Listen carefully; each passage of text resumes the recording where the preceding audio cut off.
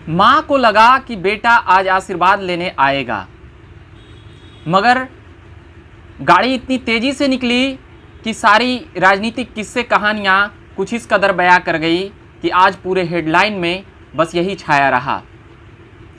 नमस्कार, देख रहे हैं झकास भारत और मेरा नाम हुआ रविकांत।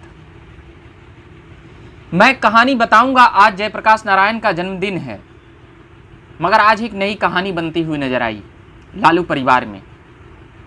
वह बात यह है कि तेज प्रताप यादव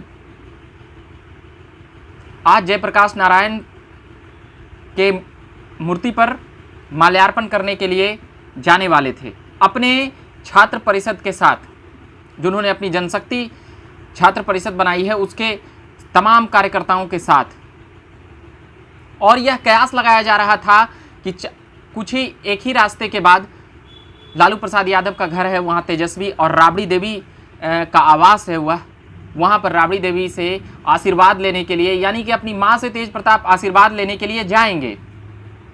मगर ऐसा कुछ होता हुआ नज़र नहीं आया।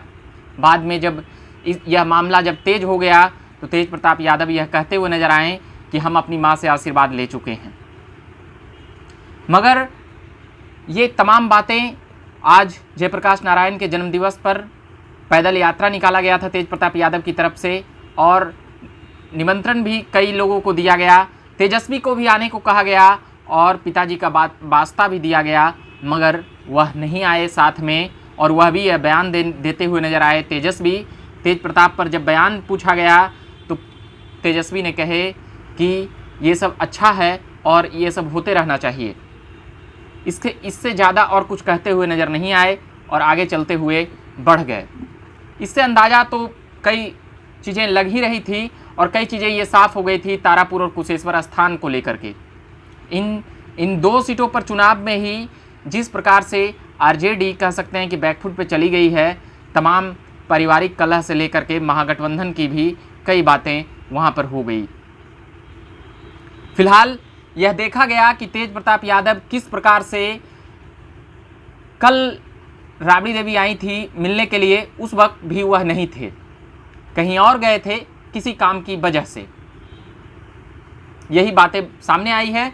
और जब दोनों भाइयों में तेज प्रताप यादव और तेजस्वी में राजद के ऊपर दावेदारी को लेकर और किनारे किए जाने को लेकर तेज प्रताप यादव जिस प्रकार से नाराज दिखे तमाम बयानबाजियों के बाद, तब राबड़ी देवी का आगमन होता है बिहार में कि दोनों भाई जिस प्रकार से एक इस छोर से एक उस छोर पे चले गए हैं, इनको कैसे एक किया जाए। माँ के लिए सभी संतानें बराबर होती है और माँ राबड़ी देवी इस राज्य की मुख्यमंत्री रह चुकी हैं। उन्हें भी तेज प्रताप यादव ने कह सकते हैं कि मिलने का समय नहीं हुआ और ये बातें साफ हो गई कि तेज प्रताप यादव की नाराज़गी कोई छोटी मोटी नहीं है। उनकी नाराज़गी इतनी ज़्यादा बढ़ गई है कि वह लगातार कई परिवार के सदस्यों से भी मिलने से काफ़ी दूरी बना लिए हैं। पहले लग रहा था कि जगदानंद सिंह के ऊपर हमला कर रहे हैं, रघुवंश प्रसाद यादव के ऊपर पिछले बार हमला कर रहे थे, और संजय यादव के ऊपर जिस प्रकार से तेजस्वी यादव के जो राजनीतिक सलाहकार हैं उनके ऊपर हमला कर रहे थे। मगर अब उनको पूरे परिवार से कह सकते हैं कि एक दूरी बनाते हुए देखा गया है तेज प्रताप यादव को। और आज जिस प्रकार से पैदल यात्रा करके तेज प्रताप यादव ने कह सकते हैं कि एक बड़ी राजनीतिक ऐलान भी कर दी है कि हम अपने इसी छात्र जनशक्ति परिषद से हम एक राजनीति का रास्ता निकालेंगे। हजारों की भीड़ थी और जयप्रकाश नारायण पर माल्यार्पण करते हुए नजर आए उनके जयंती पर। और भी ऐसे बिहार में कई कार्यक्रम हुए, मगर सबसे ज़्यादा सुर्खियां और सबसे ज़्यादा चर्चित यही तेज प्रताप यादव की पैदल यात्रा रही, जो कई लोगों के पैर कह सकते हैं कि पैदल यात्रा में सड़कों पर चलने में जब कुछ किलोमीटर चलना पड़ता है तो फिर पैरों में चोटें भी आती है और पैर छिला भी जाता है। तो वो तमाम चीज़ें तेज प्रताप यादव तमाम बयानों में कह रहे थे कि यह हमारा संघर्ष है और जयप्रकाश नारायण की जयंती को लेकर यह हमने पहले ही तैयारी की थी। मगर जिस प्रकार से राबड़ी देवी से न मिलने की बातें आई, यानी कि नाराज़गी इस बात से है कि राजद का असली हकदार कौन है और असली बॉस कौन है। क्योंकि तेज प्रताप यादव का भी बयान आया था कि कई लोग राष्ट्रीय अध्यक्ष बनने के चक्कर में लगे हुए हैं। उनका बयान किस ओर था और उनका बयान किसके लिए था। उनका एक बयान और आता है कि कि लालू प्रसाद यादव को यानी कि मेरे पिताजी को बंधक बनाया गया है, ये बातें कहते हुए नजर आए थे तेज प्रताप यादव। मगर लालू प्रसाद यादव को भी बयान देना पड़ा, जारी करना पड़ा, और वह भी इन बातों को खंडन करते हुए नजर आए।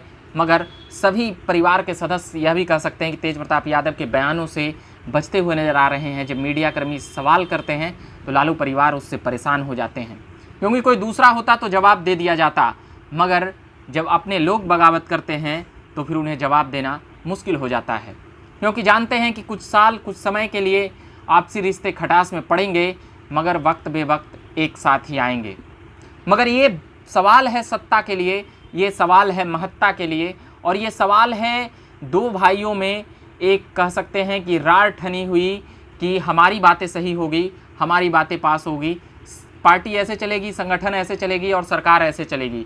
इन तमाम बातों पर तेज प्रताप यादव का कह सकते हैं कि तेज प्रताप यादव का तेजस्वी के प्रति नाराज़गी साफ जाहिर होती थी, और कई बार तेजस्वी को लोगों ने नेता मानते हुए नजर आए। इन बातों को लेकर तेज प्रताप यादव को अच्छा नहीं लगा, और वह कई बार कहते हुए भी नजर आए कि हम चुने हुए विधायक हैं, हम लालू प्रसाद के बड़े बेटे हैं, तो पहले हक मतलब कि पहला हक मेरा बनता है। इन तमाम बातों को लेकर वह बातें करते हुए नजर आए, मगर कई लोग प्रतिभा तेजस्वी में देखते हैं, वह छोटे होने के कारण भी पार्टी में, और अभी नहीं 6 साल पहले ही उप मुख्यमंत्री बने थे, 2015 में ही उप मुख्यमंत्री बनाया गया था।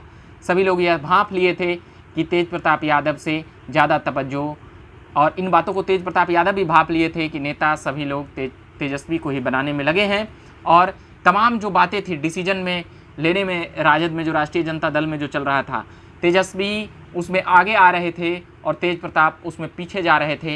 ये तमाम बातें तेज प्रताप यादव को अच्छा नहीं लग रहा था, मगर फिर भी तेज प्रताप का जिस प्रकार से जिन बातों को लेकर ऐलान था कि मैं कृष्ण हूँ और मेरा भाई अर्जुन है, हम इसे बिहार का मुख्यमंत्री बनाएंगे।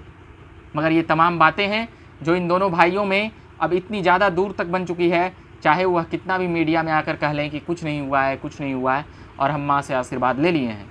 मगर कई लोग वहाँ पर रुके हुए थे राबड़ी आवास पर कि तेज प्रताप यादव मिलने जाएंगे राबड़ी देवी से, मगर वैसा कुछ होता हुआ नज़र नहीं आया। और कल जब राबड़ी देवी आई, सबसे पहले उनके घर पर गए थे, मगर वहाँ पर भी तेज प्रताप मिलते हुए नज़र नहीं आए।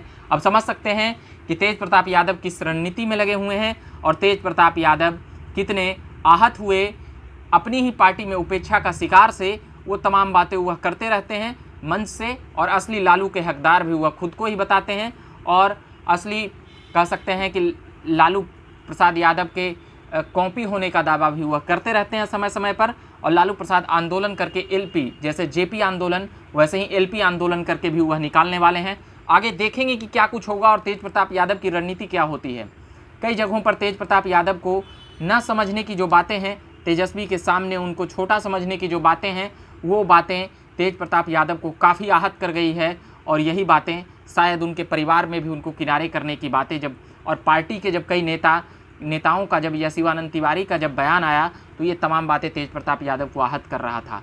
रही सही कसर तमाम बातें हो गई, और आज जेपी की जयंती पर, जयप्रकाश नारायण की जयंती पर ये तमाम बातें खुलकर आ गई कि तेज प्रताप यादव अब रुकने वाले नहीं हैं, वह अपने नए रणनीति और नए काम के लिए काम कर रहे हैं। हम तमाम पॉलिटिकल अपडेट्स में जुटे रहेंगे।